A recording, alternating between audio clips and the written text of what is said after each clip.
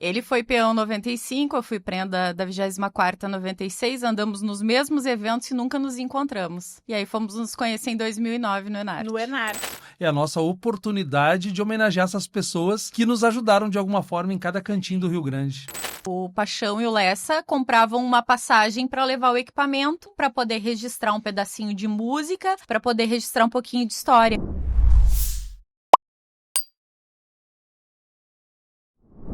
Buenas, estamos nos achegando mais uma segunda-feira aqui no YouTube da TV do Gaúcho para te entregar o podcast TV do Gaúcho com a prenda Renata da Silva. É um prazer te receber e receber convidados muito especiais no episódio de hoje para a gente bater aquele bate-papo que tu já sabe, é uma prosa de fundamento, com muita informação, histórias, cultura, que é o que a gente gosta e o que a gente aprecia e já diria sobre os convidados de hoje, é pelo que a gente vive, inclusive. A noite de hoje a gente vai receber Rogério Bastos e Liliane. E vou dizer, como é que a gente apresenta vocês dois? É jornalista? É historiador? É comunicadora? É pesquisadora? É tudo um pouco e mais um pouco. Sobre cultura, tá dominado. Mais ou menos, mais ou menos. A gente sabe um pouquinho de cada coisa, né? Eu gosto de dizer que eu sou uma curiosa. Eu acho que é por aí. Excelente definição. Eu sou uma curiosa das coisas da nossa gente, da nossa tradição, da nossa cultura. E eu tenho muito prazer em fazer o que eu faço. Seja bem-vindo. É um eterno aprendizado, né, Renata? Como eu fui discípulo ainda do Lessa, o Lessa chega nos anos 50 em São Paulo, né, com a malinha debaixo do braço e vai trabalhar na televisão e pergunto para ele, sabe trabalhar com televisão? Televisão recém tinha chegado no Brasil há pouco tempo. Olha o cálculo que ele fez. Ele fazia teatro aqui, né? Não Te Assusta, Zacaria.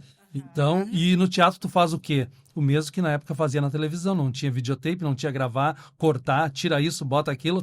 Errou, entrou ao vivo, errou, improvisa. Segue o baile. E ele diz, bom, se isso aqui é um teatro só com uma câmera na frente, eu entendo de televisão, entendo de cinema, e aí foi fazendo. E a vida é um eterno aprendizado, né? Eu me formei em 2000, em 2001 estava me formando na área de História e o Savarias me chama para ser diretor da Fundação Cultural Gaúcha.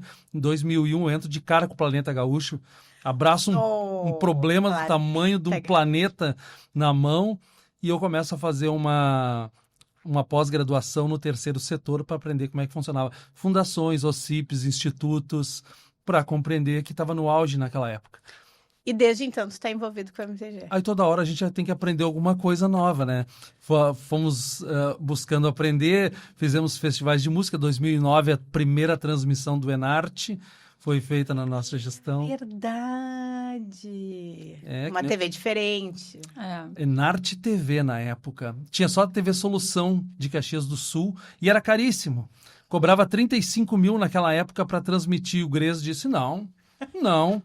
E ele disse, com 5 tu faz? Aí eu chamei o Ijuí, que lá do Gildo de Freitas, o Sadol do Gildo. Nada como ter amigos. Não. E o Daniel Serafim, que nem era do meio e que entrou de gaiato no navio. E fizemos com 5 mil, transmitimos com 2 mega de internet, transmitimos o Enarte de 2009. Sim. E ali abriu a porteira, né? E hoje... Que foi o ano que nós nos conhecemos, inclusive. Olha aí! Foi o ano que nós nos conhecemos. Era pra ser decisivo esse ano. Ele foi peão 95, eu fui prenda da 24ª 96, andamos nos mesmos eventos e nunca nos encontramos. E aí fomos nos conhecer em 2009 no Enarte. No Enarte, o Enarte, muitas histórias. Inclusive, vocês tiverem histórias do Enarte, compartilhem com a gente, que a gente gosta de saber também. Mas vocês, assim, uniram a fome com a vontade de comer daí, né? Exatamente. Por aí. Só para te ter uma ideia, 2012, quando trocou a jornalista do Eco da Tradição, o Paulo Souza era o vice-presidente, disse, como é que a gente faz agora? Tem que sair, o jornal já está no meio do caminho. Eu disse, não tem problema, eu faço. E aí, como eu já ajudava a fazer as matérias que iam para o jornal, claro, nós só precisávamos aprender a diagramar. E aí a Lili, que tinha uma pequena noção de Corel na época, foi fazer um curso para aprender PageMaker, que já não tinha mais. Aí o cara disse, não, tem um tal de InDesigner que está entrando aí, mas nós não sabemos muito bem como é que faz. Ele fez uma página mestra E ali nasceu o eco da tradição de uma página, Sim. a gente fez as outras páginas através dela. É legal chegar no dia de hoje e contar essas histórias, né? É. E pensar o quanto evoluiu, o quanto vocês, todos nós, enfim, colaboramos, assim, diretamente para que essas evoluções acontecessem. Eu sempre... Bom, tu ia falar que eu sou da escola de chimarrão, né? Era isso que eu ia dizer. Juntou a fome e a vontade de comer, porque eu tenho aí uma trajetória na escola de chimarrão, a gente faz um trabalho... A escola nasce ali pelo ano 2000, mas nós começamos o trabalho de escola em 98, na Semana Farroupilha de 1998, indo para as escolas para fazer palestras e oficinas com crianças do primário, criancinhas mesmo, ensinando um pouquinho sobre a questão do chimarrão, porque a gente sabe que a criança ela é uma formadora de opinião, ainda que ela não tenha o poder de compra, ela não tenha o dinheiro em mãos, mas quando ela chega no supermercado, ela diz para o pai e para a mãe: pai, compra essa erva que é a melhor, a tia teve lá no colégio e disse que essa era boa, né? Mas mais do que isso, porque a gente tinha uma percepção de que se nada fosse feito, talvez essa geração que é o adolescente de hoje não tivesse mais o hábito de tomar o chimarrão.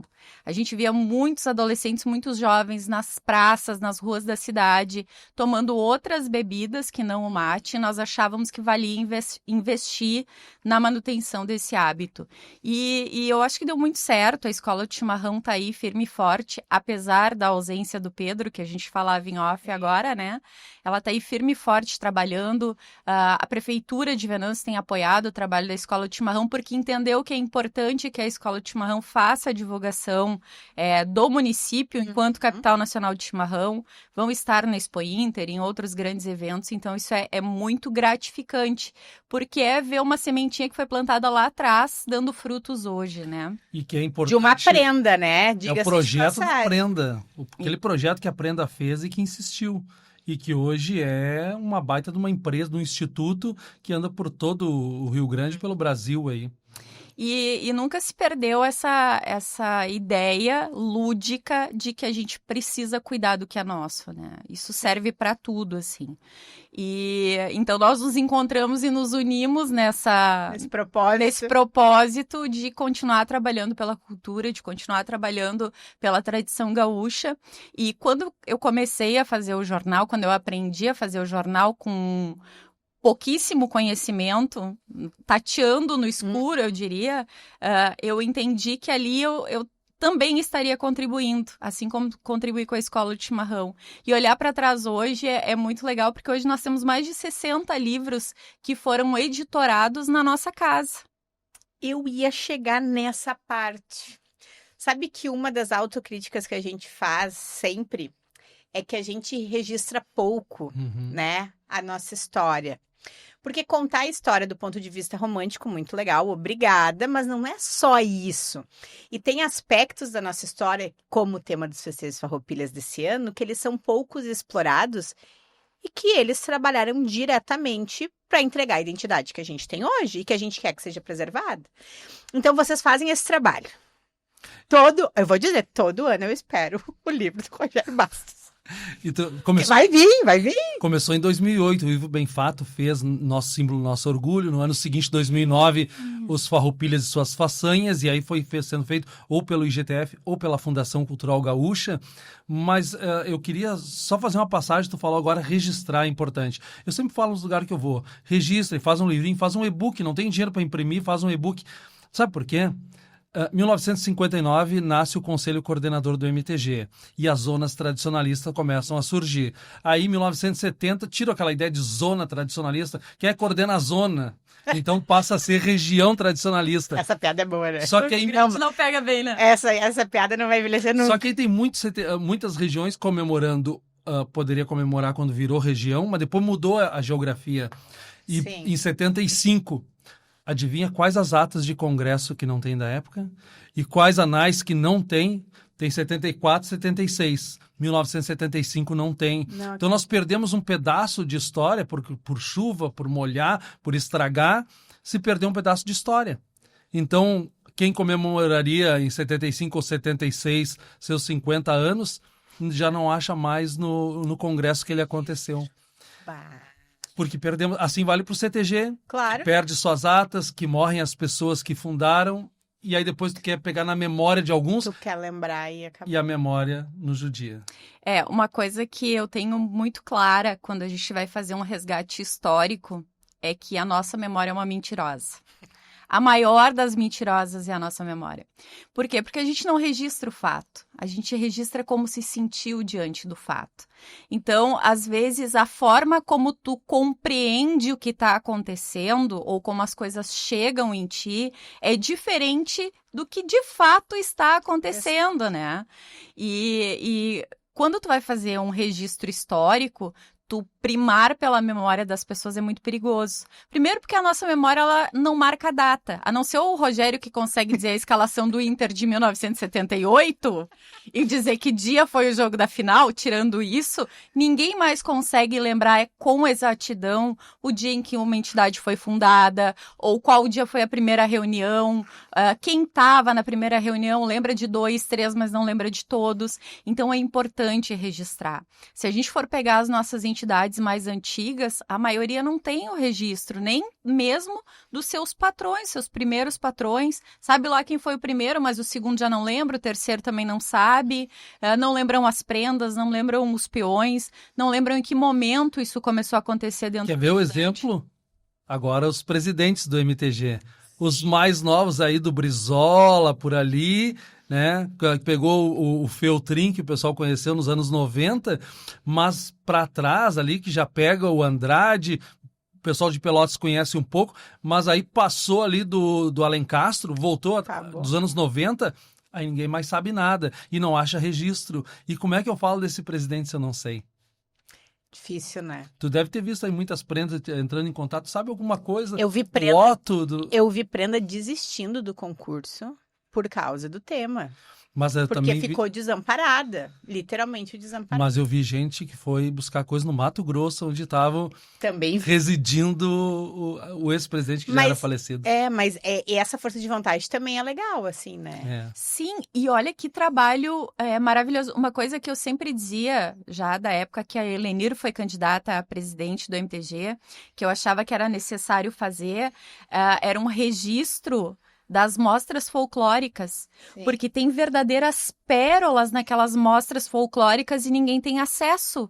Sim. Porque era entregue o relatório, ficava lá guardado em algum lugar no MTG ou na fundação e ninguém sabia como acessar. Nos anos 90, as prendas e peões fizeram levantamento de todas as estátuas e monumentos pelo Rio Grande do Sul.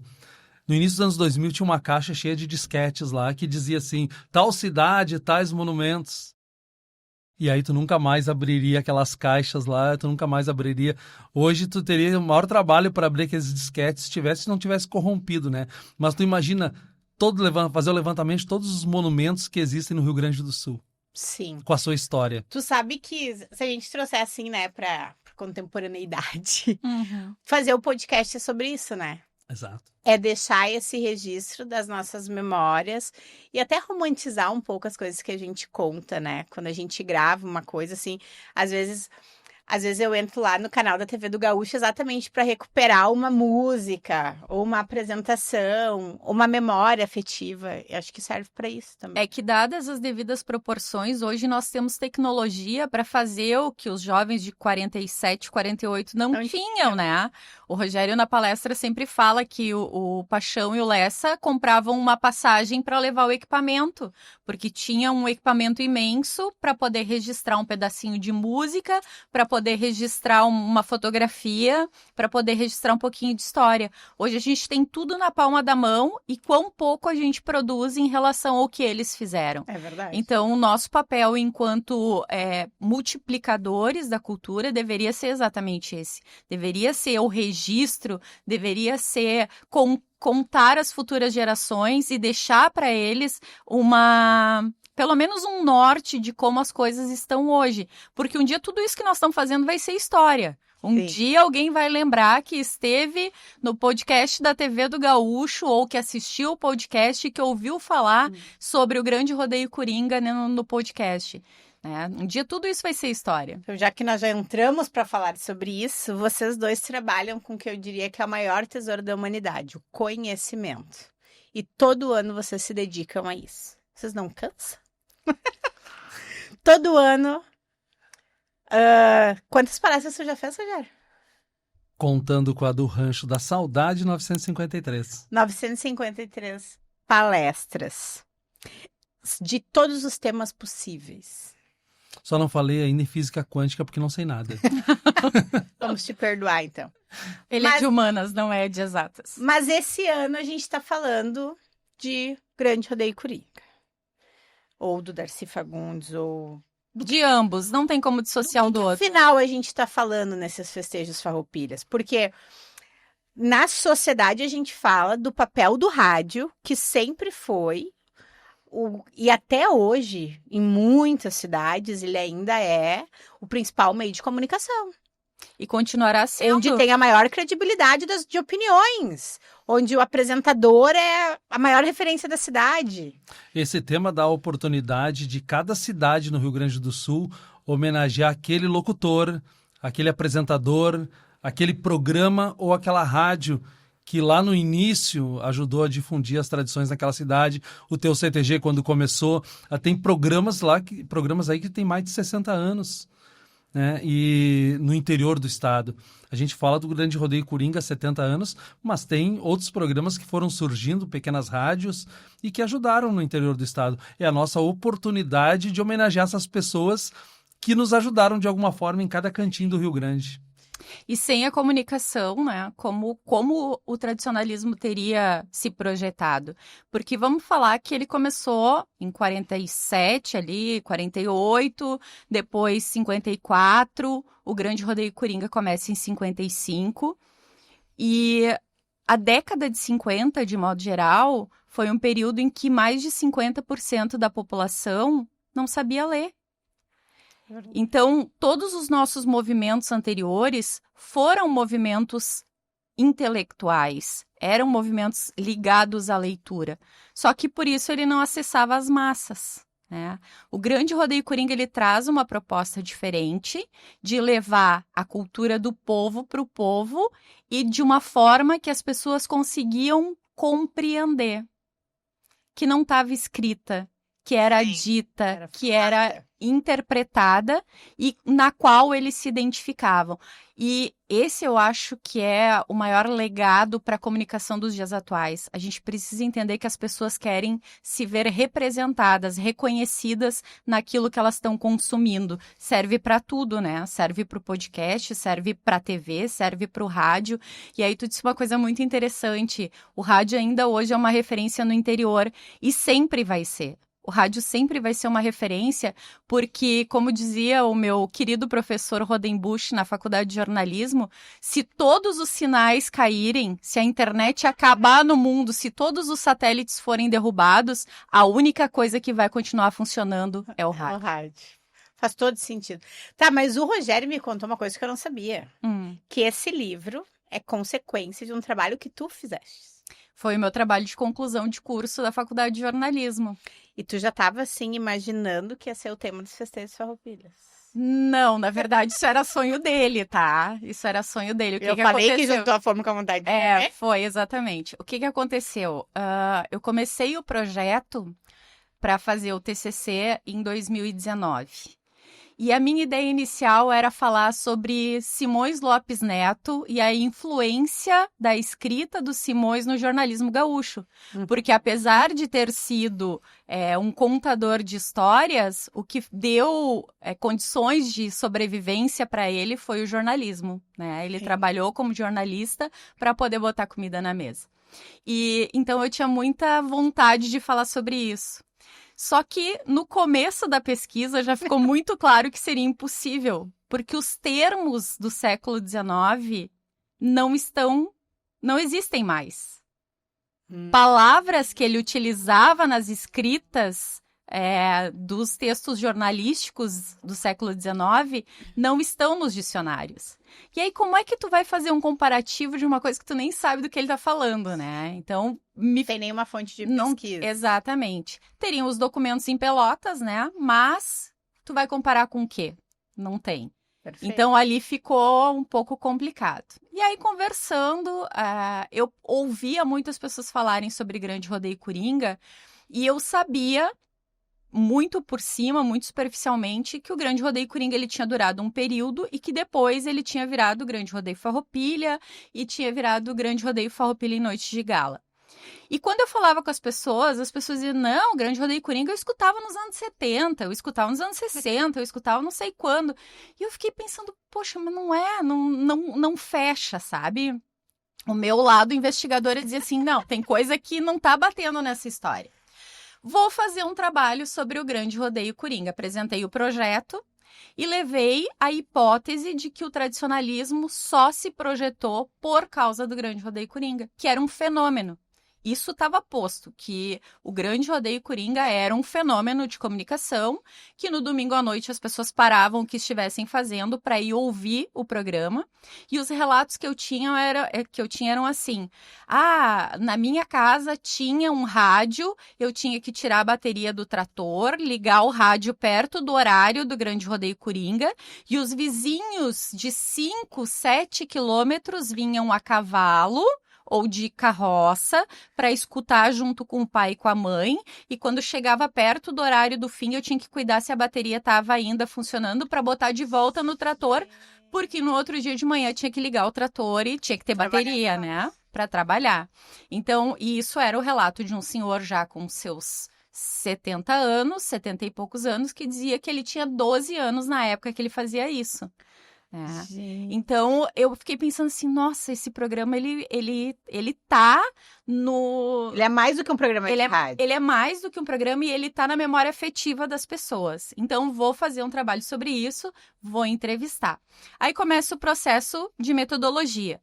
Mando o questionário para fazer a avaliação lá pela comissão de análise, tarará. Quem serão as pessoas? Tem que mandar um perfil das pessoas, toda aquela coisa. E aí, o que acontece? Começa a pandemia. Claro, 2019, tá? Agora... Não pode mais entrevistar ninguém. Tá, mas eu quero entrevistar por telefone. Não pode, porque a pessoa pode se emocionar, pode passar mal, então tem todo um cuidado, tem todo um preparo, tu tem que deixar a pessoa esclarecida sobre o que tu vai falar, como tu vai falar, enfim. O que eu vou fazer agora? Meu projeto caiu por terra. Aí começam as pesquisas na internet. Vamos lá, vamos catar, vamos ver o que nós achamos, né? E aí eu dei muita sorte que alguém me disse assim, tu já procurou alguma coisa na hemeroteca da Biblioteca Nacional? Não. Olha lá, eu acho que tem alguma coisa no site. Um tiro na lua. Um tipo tiro, assim. exatamente. E aí fui para a internet e encontrei na hemeroteca da Biblioteca Nacional um acervo de jornais de todo o século XX. E o Grande Rodeio Coringa, por sinal, era da Rádio Farroupilha, que era do grupo de comunicação do Diário de Notícias. Que pertencia a Assis Que Chateaubriand. pertencia a Assis Chateaubriand.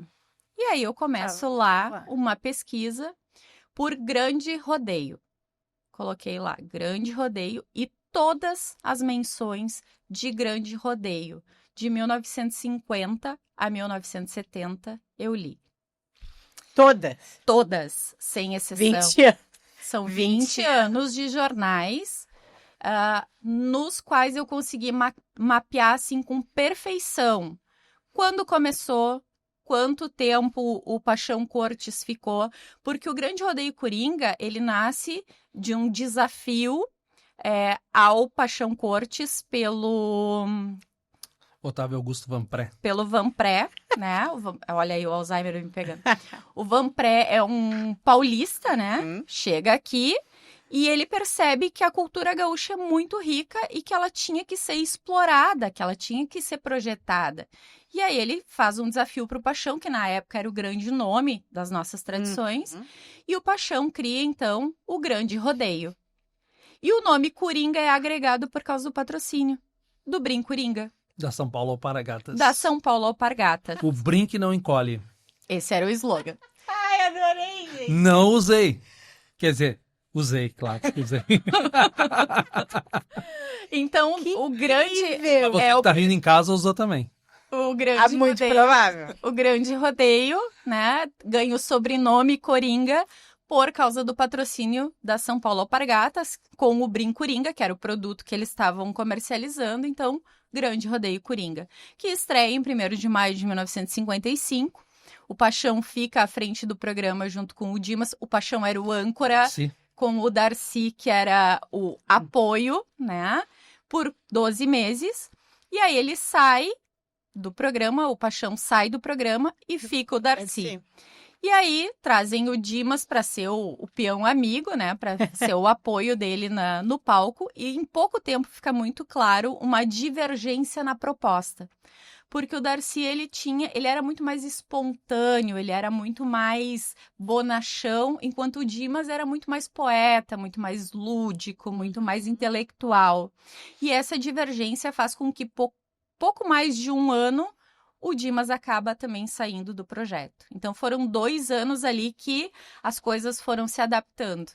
E aí o Darcy chega na diretoria da Rádio Farroupilha e diz assim, eu tenho o cara para ser o nosso apoio, para ser o nosso esteio. Só que ele tá na Gaúcha.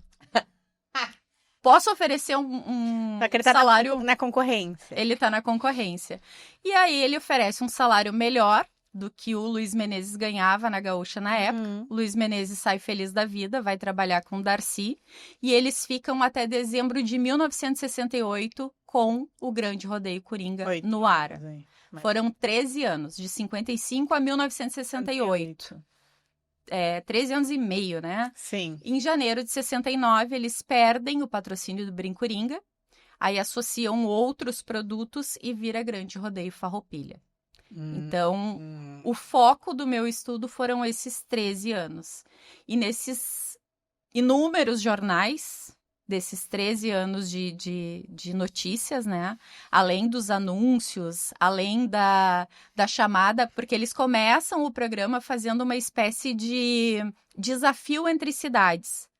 A Campo Bom manda os seus gaiteiros, seus violeiros, seus trovadores, Venâncio Aires manda os dela, e assim nós vamos ver qual é o melhor. E isso mobiliza a população. Né? Inclusive os concursos de prenda do Estado era por municipais. cidade, né? Não era por CTG. Então, eles mobilizam a população para torcer pelos seus representantes. Muito bom. E aí vai crescendo, vai ganhando popularidade. Eles estão mostrando a identidade do gaúcho pro gaúcho. As pessoas começam a se identificar. Outra diferença importante, porque existiam outros programas de rádio da época que eram regionalistas. E alguns de auditório também. Mas eles são considerados o pioneiro porque eles fazem num auditório com mais de 1.000 lugares. E por causa dessas disputas, tinha fila na porta. As pessoas esperavam alguém sair para poder entrar. Imagina tu ter vivido tudo isso, né? Porque é sobre isso, assim, quando a gente traz um tema desse para os festejos farroupilhas, ele mexe com essa memória afetiva da sociedade, que ela ultrapassa qualquer temática histórica, digamos assim, que naturalmente nós trabalharíamos talvez no meio tradicionalista. Esse tema foi apresentado pela Márcia Borges, a patroa do Tropeiros, junto com o Irã Pereira, que foi peão farroupilha da primeira região, no Congresso de Juí. E aí tiveram outras propostas, e o Congresso sabe, né? É votação, quem mobiliza mais ganha. Só que esse tema era um tema de data fechada, e eu sempre digo isso nos congressos. Gente, tem tema temporal e atemporal. Tema que é assim, não tem data, pode ser em qualquer ano. Tu pode botar a qualquer momento daqui, o ano que vem, no outro ano. Agora, quando é 70 anos, 100 anos, 50 anos... Data fechada, porque o Rogério falou. As efemérides, né? Eu brigo muito por isso, porque quando for... Tu não comemora, faz grande festa no 51, tu faz festa do cinquentenário. Então, quando tem datas importantes como essa, acho que foi 2018, que eu levei uma série de datas que eram importantes e perdi no Congresso. Mas eu disse, tinha a Sociedade Gaúcha de Lomba Grande, Comissão Gaúcha Folclore, 35 CTG, tinha um monte de coisa que tinha que ser homenageado naquele ano. E aí a gente não podia deixar passar. Partenon Literário era um acúmulo de efemérides que não podia deixar passar. Mas o Congresso entendeu que não deveria ser homenageado, e aí se perdeu. E aí pegamos o tema, e a Fundação Cultural Gaúcha e o MTG levaram para a Comissão Estadual dos Festejos Farroupilhas, apresentaram o tema da Márcia e do Irã, e aí a partir dali virou o tema do Estado para os festejos farroupilhas. a comissão abraça o tema e aí começa, né? Música tema, tu já entrevistou o pessoal do Alma A Galera. música é muito boa, né? Muito. Eles vieram aqui cantar. Eles não sabem errar, né? Jaime Caetano Brown, Fernando não sabe brincar. Tu tá falando com ele e ele tá fazendo música, né? É verdade. Tem uma passagem que o Savariz me cobrou assim... Eu preciso de um slogan pra gente trabalhar a bombacha, o pessoal voltar a usar bombacha. E aí passou 2, 3 meses e ele me cobrou. Aí nós estamos numa sessão mediúnica em casa, tomando um mate, domingo. Foi bem assim. A Lili baixa a cabeça, assim, quando levanta, os olhos estão virados. E ela diz assim, o Savariz tinha acabado de falar comigo, e ela disse assim, de bombacha a gente se acha. Aí deu aquele momento que aquele vento sacudiu as cortinas da casa, né? Barbosa Lessa baixou nela, porque ele era... O Lessa era publicitário, né? Sim. Tanto que ele chega em São Paulo e tá todo mundo reunido e diz assim, nós temos um slogan para ser a Parquetina. E ele diz, simples, ser a Parquetina, aquela que dá o brilho parelho. Ficou todo mundo parado, olhando, anos 50, parelho, de parilheiro, de cavalos que correm junto. No Rio Grande todo mundo sabe, mas em São Paulo não era uma coisa muito corriqueira. E aí ele traz um baita slogan desse, dá o brilho parelho. E o pessoal não entende a mensagem. E aí, naquele momento, naquele mate, né, as cortinas se sacodem, Lessa desce e diz pra Lili, de bombacha a gente se acha. Aí o Fernando entra no reality show do Galpão Crioulo e dá qual é o tema que cai pra falar disso, daquilo, daquele outro. Ele disse assim, me ligou, posso usar o slogan de vocês? E aí ele fez uma baita música que diz... Porque ele lembrou que lá na Times Square, quando a gente estava lá, nós marcamos um encontro com o pessoal. Disse, como é que nós vamos encontrar essa gente? Aquilo é a esquina do mundo, todo mundo estava lá. Daqui a pouco tá chegando o povo de bombacha. E ali ele disse, não, é aqui, de bombacha a gente se acha. Que bacana. Claro, os livros, o conhecimento levou vocês para muitos lugares do mundo, né? Sim. O Rogério mais que tu, eu acho. Mais. Gosta de viajar, né? Meu blog foi feito em 2007, porque em 2006 estava apresentando o Enarte e eu recebi uma mensagem, precisamos de um apresentador para ir para a Alemanha. E eu disse, é eu? Tô pronto. O Anitta Garibaldi, Encantada, ia dançar um festival lá. Já tô com roupa de ir. E o Neguinho disse assim, Rogério, vamos junto. E aí meu ensaio era assim, eles gravavam um DVD, me mandavam, eu assistia, ensaiava sozinho. A cada 15 dias eu ia Encantado e fazia um ensaio com a Anitta. E nós fomos para a Alemanha. A gente faz uma videochamada, né? Hoje é tanto... Assim. Fizemos 40 dias lá na Alemanha e eu criei meu blog porque eu queria falar com a mãe e o pai e eu não podia fazer ligação, que era muito cara, né? E aí eles já tinham salvo ali para eles abrir o blog e tinha notícia do que eu tinha feito, foto e tudo. Meu blog, quando eu parei de fazer ele, estava com 4 milhões e tanto, aí, quase 5 milhões de acesso. 4 milhões e 800 acho que tem de acesso. O blog rogeriobastos.com.br, depois a gente botou dentro do site, que eu comecei fazendo diário de viagem nele e depois fui botando notícia, aí veio o Enarte transmitido. A cultura gaúcha da Alemanha. Exatamente. E quando eu digo que a gente andou nos mesmos lugares, 2005, eu fui com a comitiva de gaúchos para a Europa, para a fundação do CTG União dos Ideais em Paris. Eu estava no aeroporto. Que chique! E ele foi dois lá. grupos, do Dorotel e do Coronel Celso Souza Soares. Eu fui fazer a cobertura pro jornal da turma do Celso. E do lado estavam eles. E eu tava na turma do Dorotel. Era pra você se encontrar um dia nessa vida, né? Eu acho que tava escrito. Por ali, né? Que bacana. Onde foi mais longe que tu foi, Rogério? Na China? China, né? Com o pessoal aqui de Campo Bom, o Tchaka e toda a turma lá do PTG China Véia. Sim. Da Simone, querida, do Paulão, toda aquela turma que nós encontramos lá em Dongguan, na China. Tivemos na Alemanha ali, na Áustria e Espanha, nos Estados Unidos 5 vezes já. E esse pessoal... Uruguai e Argentina não conta exterior, né? É vizinho, né? Depois da cerca. Eu ia a Ceguá e dizia que eu ia pro exterior quando pequeno. Adorei. Saía de Bagé, 60 quilômetros, estava em Aceguá. E as pessoas falavam espanhol, eu disse, onde nós estamos? No Uruguai. Então já vim pro exterior. E a mesma coisa quando nós levamos os guri para um festival de canto que teve lá, o Marco da Canção.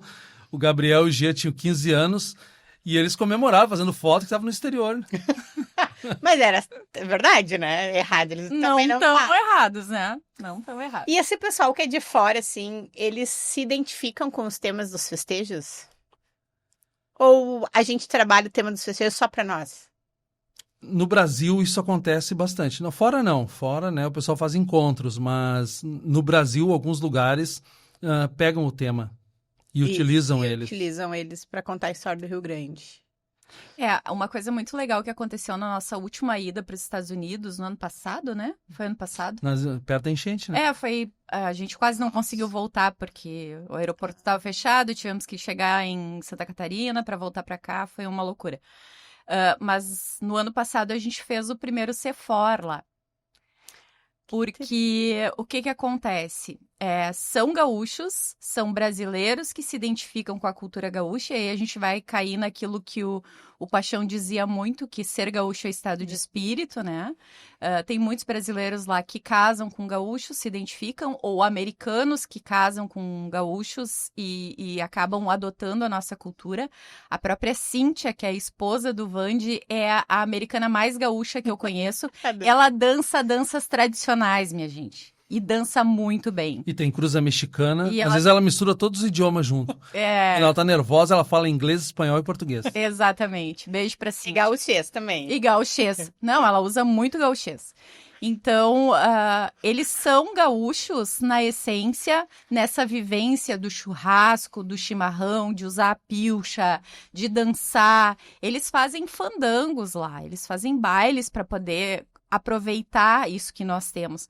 Mas, às vezes, falta esse momento cultural que aqui a gente tem todo dia, se quiser, né? Para eles falta um pouco.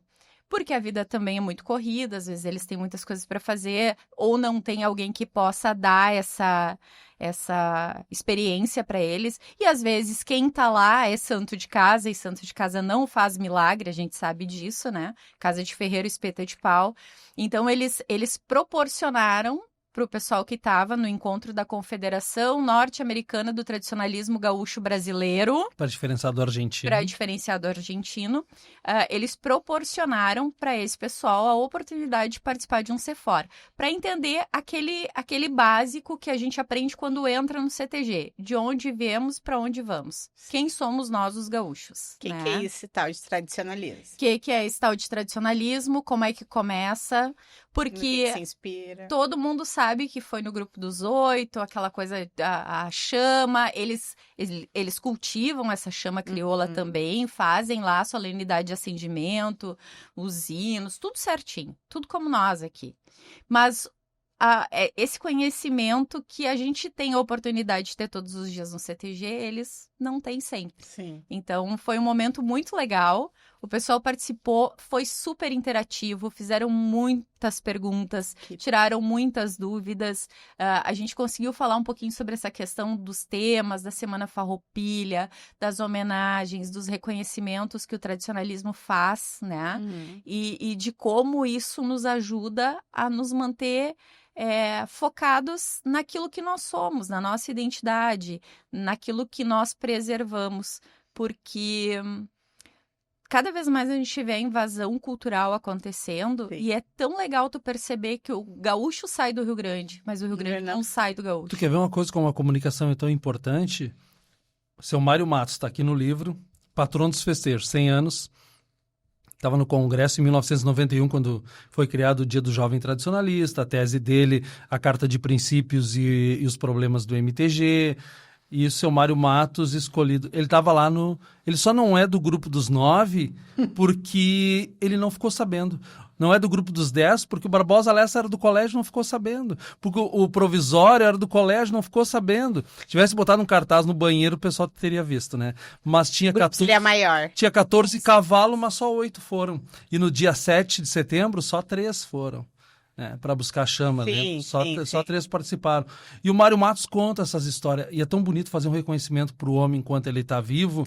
E a importância que tem a gente saber se comunicar. E o Vanpré, que nós dedicamos um espaço para ele aqui, que é importante dizer. Otávio Augusto Vanpré, com 19 anos, era radioator e ele fazia toda a programação da rádio em São Paulo e era locutor. E ele virou o que hoje nós chamamos de CEO nas empresas.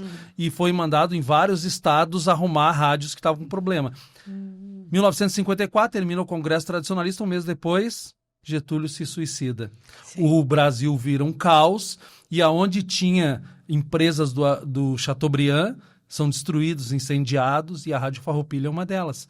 A partir disso, eles têm que reconstruir, manda o contrato Vanpré, que depois que ele faz o Grande Rodeio Coringa, ele diz para os gaúchos: vocês têm um produto que vocês não conhecem, vocês não sabem utilizar, vocês querem competir, vocês querem brigar, vocês querem fazer um monte de coisa e tem um produto para vender e não faz isso. Ele foi embora, volta em 62 e volta, vocês não estão vendo o produto de vocês, chama as autoridades, mostra a Semana Farroupilha. 2 anos depois, 1964, criada a lei que determina a Semana Farroupilha, de 14 a 20 de setembro. Mas tem que vir um paulista nos dizer: olha, gente, vocês têm um produto, vocês ficam aí fazendo um monte de coisa, sabem fazer bem feito, mas não vendem esse produto. E aí Semana Farroupilha levou anos e anos e anos para ter um impacto. Aí surge um cara chamado Manuelito Savariz, que vinha acompanhando, chama crioula acesa em tudo que era lugar do Rio Grande. Que tinha uma noticiazinha em cada lugar. Sim. Ele traz para Guaíba e reúne todas as regiões em Guaíba e em 2001 faz o acendimento na casa do Gomes Jardim, lá na frente do Cipreste. No ano seguinte em Laguna, a distribuição em Santa Maria e assim vai indo. Foi para comemorar o aniversário lá da Colônia do Sacramento em 2015. Viajou pelo Rio Grande, por afora do Rio Grande, né, quando veio de Laguna em 2002, para que nós tivéssemos um evento impactante, para que fosse acesa em vários sítios históricos e tivesse o impacto que teve em Caxias agora, nos 150 anos dos italianos, o ano passado dos alemães. E a gente reconheceu o nosso imigrante, que está na Carta de Princípios, né? A questão aculturadora das outras culturas. Aí vem o Savariz e melhora o acampamento Farroupilha de Porto Alegre. Não, vamos tirar essas lonas, agora vai ser galpões. E aí não, porque no MTG quer justificar... Visão.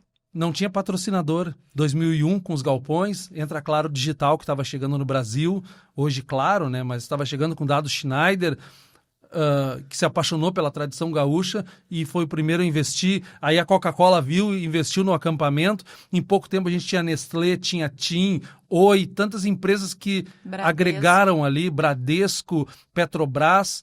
Mas antes de Savariz, não tinha isso. Aí do meu caderninho para essa aula. Aí, 2003, ele diz: nós vamos fazer um desfile temático. Aí tinha faixas por tudo. Carnaval aqui não. Carnavalização, agora adultização, antes era carnavalização da tradição.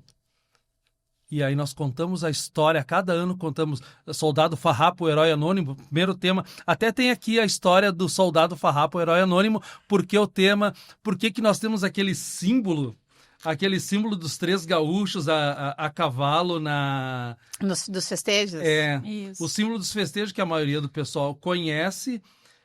Esse, que é mais isso é bem aqui, popular. Né? Aí no colorido. Todo mundo imagina que isso aqui é o símbolo da Semana Farroupilha. Foi feito só para 2003.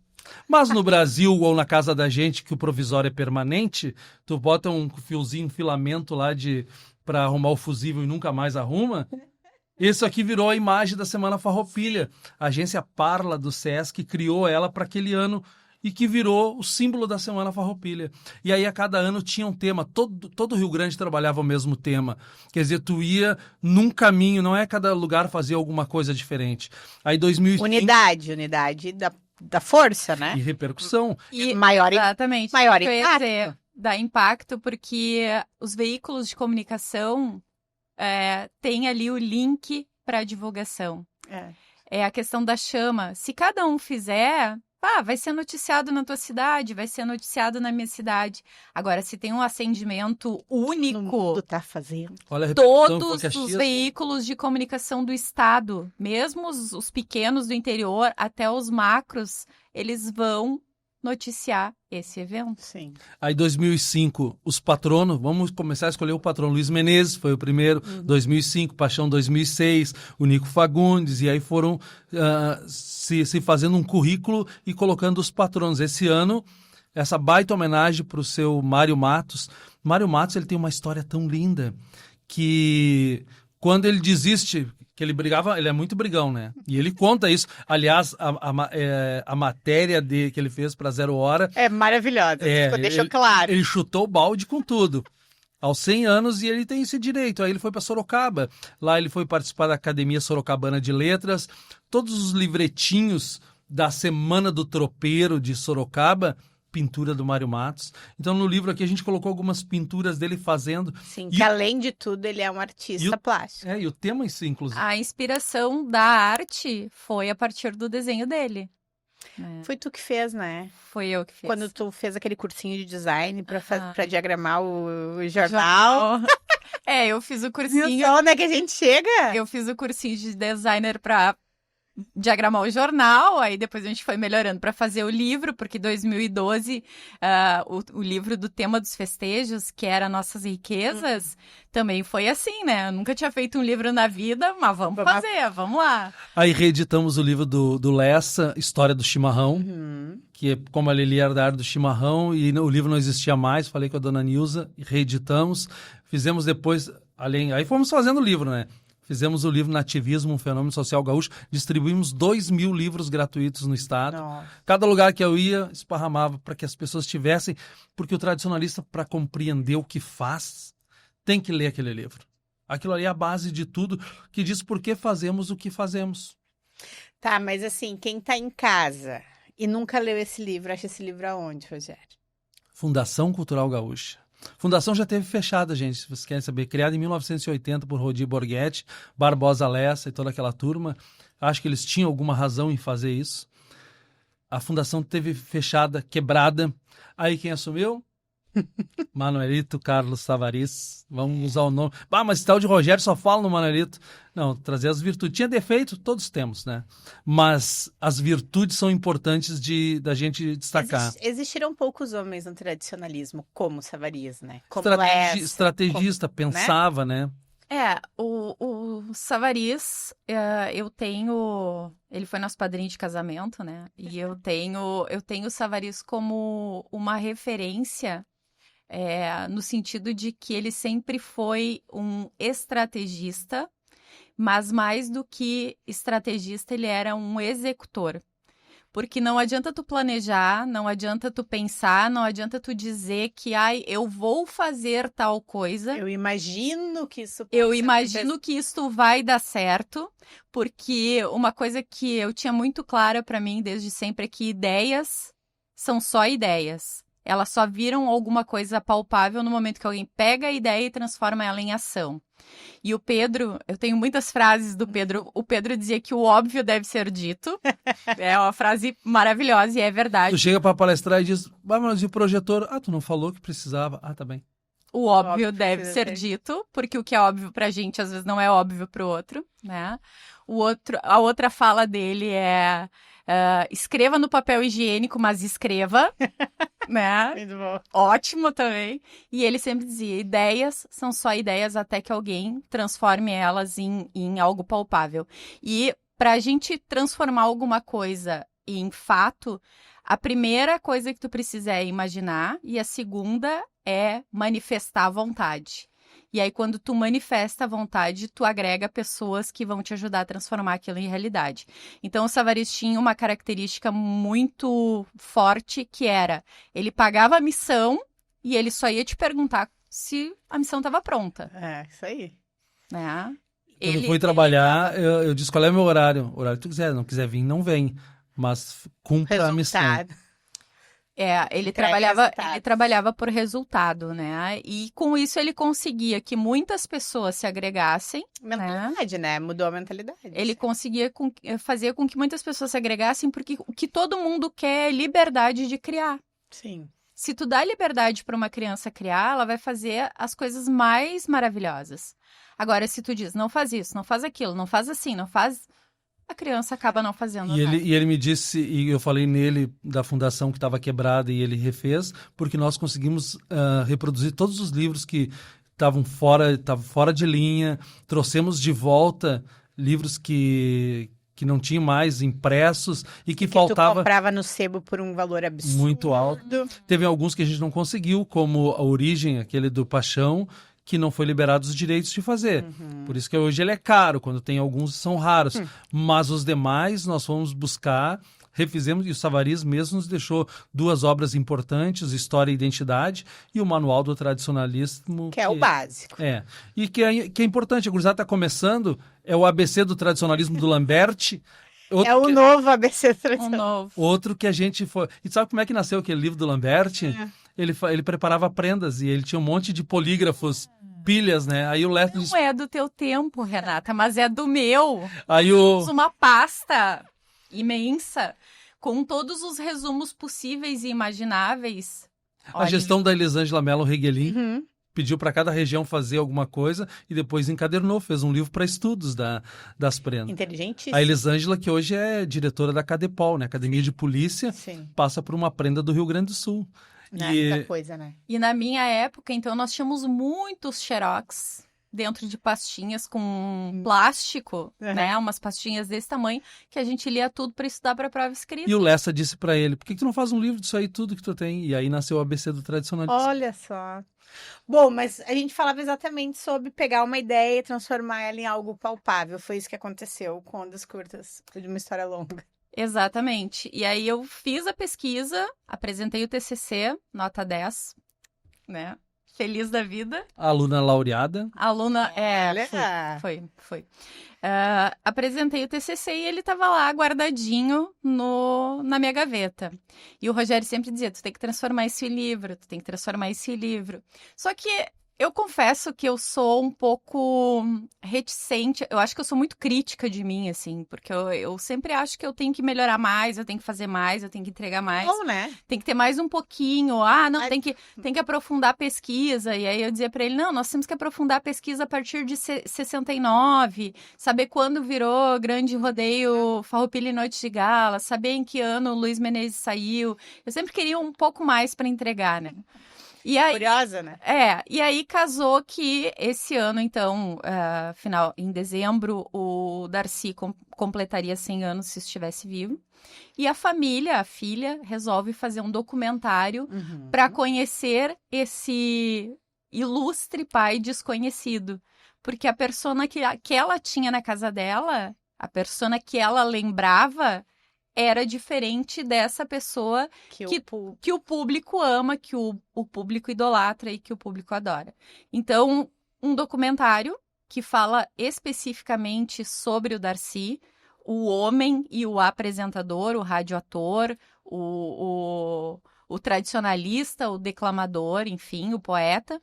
E o Grande Rodeio Coringa, então, completando 70 anos, porque começou em 1955, para trazer essa referência à projeção que o programa de rádio deu pro tradicionalismo, pro movimento.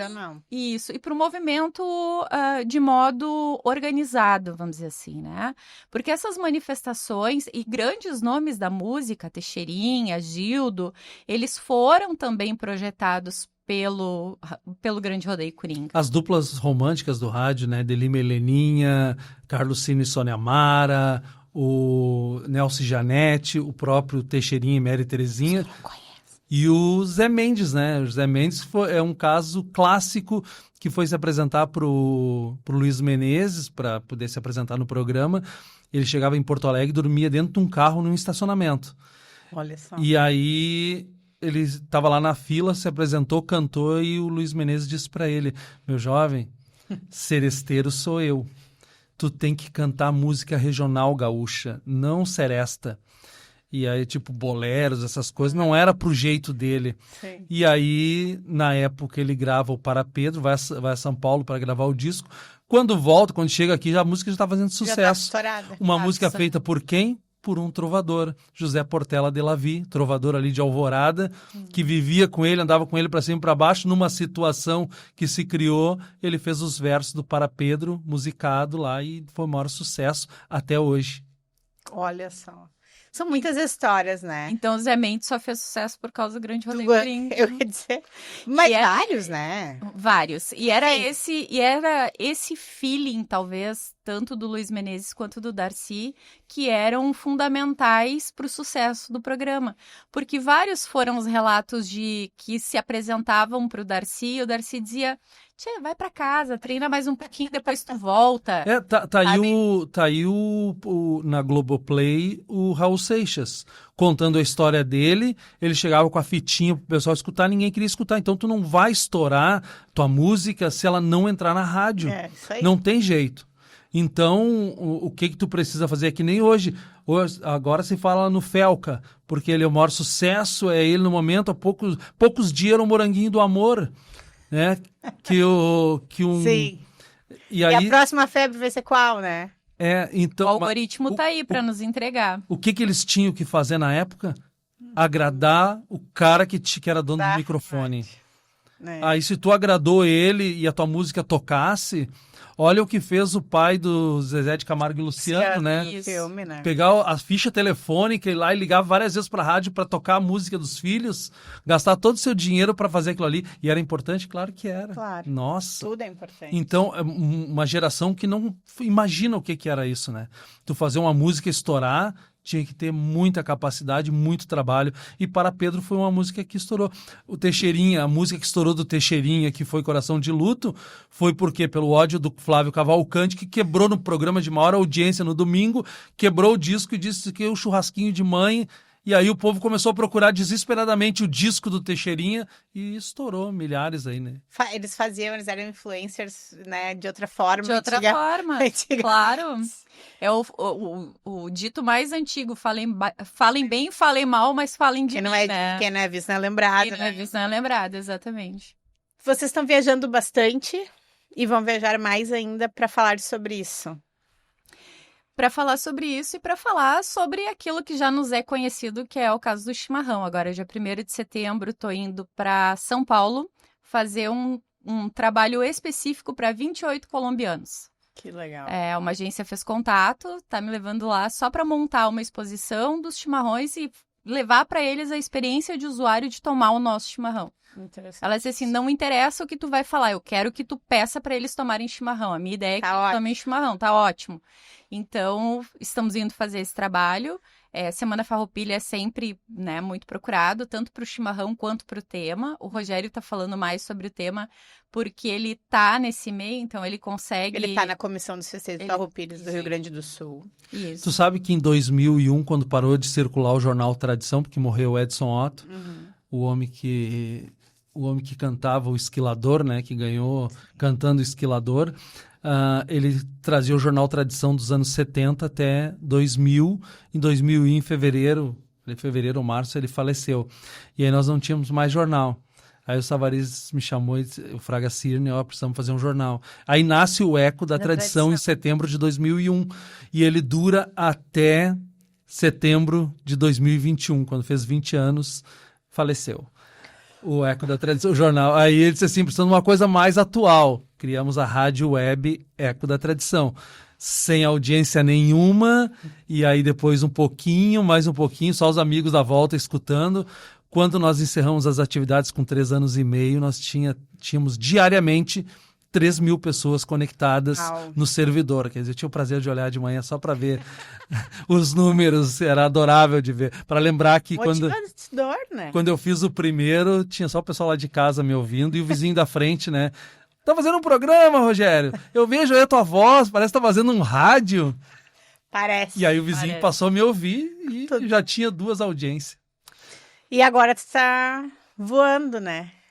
Olha só como o tempo passa, como as coisas acontecem. Na comissão estadual é a experiência que nós levamos para a comissão, porque nós tínhamos perdido espaço. Depois da pandemia, perdemos muito espaço. O tradicionalismo era muito respeitado na primeira década, e aí esse respeito ele se dá pelo trabalho que o Savarez vinha fazendo de modificação da Semana Farroupilha, de Enarte, todos os eventos. O aniversário do MTG passou a ter um objetivo, né? Porque antes era só uma festa. A partir desse momento, premiar as pessoas que trabalharam com o João de Barro, ou com a Barbosa Lessa, ou com os títulos de benemerência e honoríficos. Então, deu um objetivo maior para o aniversário do MTG, para reunir as pessoas, conseguiu reunir os presidentes em algumas oportunidades. E das obras que a gente fez ao longo desse tempo que ele me deu a oportunidade de fazer, foi o livro dos 50 anos, Sim. Que nasceu todo lá em casa, foi concebido todo lá em casa.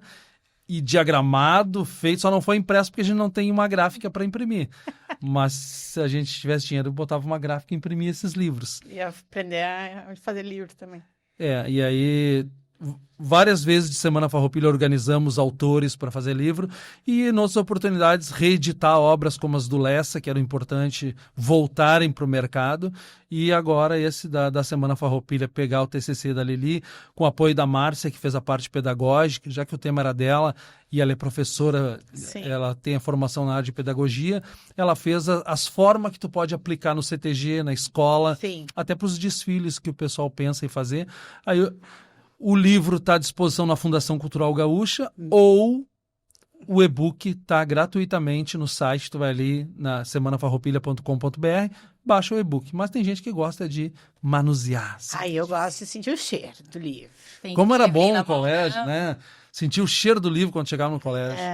Essa memória afetiva É. eu tenho ainda. Bom, eu quero agradecer vocês por terem, dentro dessa agenda incrível que vocês têm, fazendo o que vocês gostam, ter disponibilizado um tempo para vir aqui no podcast da TV do Gaúcho, falar com a gente sobre isso e tantas outras histórias, e que a gente tenha mais Com oportunidades, certeza. né, de fazer esses registros, porque um dos propósitos da prosa de fundamentos da TV do Gaúcho é exatamente essa, né? Deixar esse registro Uhum. das histórias e das informações que talvez só tomando um mate em casa a gente pudesse ter a oportunidade, mas está aqui na TV do Gaúcho para quem quiser assistir, onde estiver. Eu tenho acompanhado as entrevistas, né? E quantos amigos eu vi passar por aqui, nossa! Muito legal, né? E é muito legal de escutar eles, eu tenho acompanhado bastante isso, é importante. TV do Gaúcho tem uma história, não só ali no Ibororé, no Sarau. Que inclusive tu já foi. Tu Já- sabia que o Rogério foi entrevistador do Sarau para TV do Gaúcho? Fui uma vez. Foi muito legal. Ai, foi muito. Quando a gente... Vocês perceberam pela fala que o Rogério não viu o dilúvio. Mas Só pra ter ele uma ideia, pisou o pezinho no barro. eu jogo futsal no Geraldo Santana. Eu comecei jogando no Sub-70, agora tô no Sub-Óbito. É. Dali por adiante... Daqui pra frente é só pra trás. Muito bom. Mas obrigada, então, pela tua audiência. A gente fica feliz. A gente acompanha, admira bastante o trabalho que tu fez aí, primeiro Aprenda do Rio Grande do Sul, e dá continuidade a isso, né? Não abandonar. Parabéns ao pessoal da TV do Gaúcho por ter esse espaço. E dizer para as pessoas, né? Eu sempre pego o exemplo do Walt Disney, quando criou o Oswald, que era um ratinho feio, uma barbaridade, e ele foi trabalhar numa empresa. E aí a empresa fez ele assinar um contrato e ele estava super feliz que ia arrebentar com aquele trabalho. E os caras disseram, não, tu nos passou os direitos. E triste, ele foi para casa e desenhou o Mickey. Né? A gente não precisa dizer mais Olha nada. só. Alguém lembra do Oswald? Não, né? Não. Mas do Mickey Mouse todo mundo lembra. Isso aí. Tu que está no CTG, e os que já passaram por aqui sabem bem disso, uma escola informal que prepara a gurizada para o mundo, prepara aí para os The Voice Kids para cantar. Quantos estão fazendo sucesso hoje que passaram pelo palco do CTG? Tudo isso se desenha na Carta de Princípios, né? Que é o primeiro item, auxiliar o Estado na solução dos problemas fundamentais e a busca do bem coletivo. Nada mais é que preparar o cidadão, e o CTG faz muito bem isso. É verdade. E eu acho que a gente tem cumprido esse papel quando nós entregamos para a sociedade bons cidadãos. Né? A gente cumpre essa finalidade no momento que a gente entrega para a sociedade bons cidadãos, pessoas que se preparam para ser bons profissionais, Isso. pessoas que se preparam para ser bons no sentido de que auxiliam outras instituições. E que ajudam a transformar a sociedade. É. E ajudam a transformar, Exatamente. porque ser tradicionalista não é necessariamente ir ao CTG ou estar pilchado. Ser tradicionalista é entender que nós temos um papel e que somos todos servidores, dentro ou fora da nossa entidade. Muito bom. Como voluntários ou não, né, somos todos servidores. Então, nós temos que servir ao próximo e auxiliar naquilo que for possível e deixar um legado. Porque ninguém aqui é eterno. Todos nós, um dia, vamos embora desse planeta, desse plano, e o que vai ficar são as memórias que a gente deixa na vida das pessoas. Eu tenho, para mim, assim, as pessoas podem esquecer quem tu é, né? Às vezes vem uma doença como o Alzheimer e faz esquecer quem é a mãe, quem é o pai, quem é a esposa, mas elas nunca vão esquecer como tu fez elas se sentirem. Um sentimento. É isso aí. E é sobre isso a nossa vida no tradicionalismo. Muito obrigada.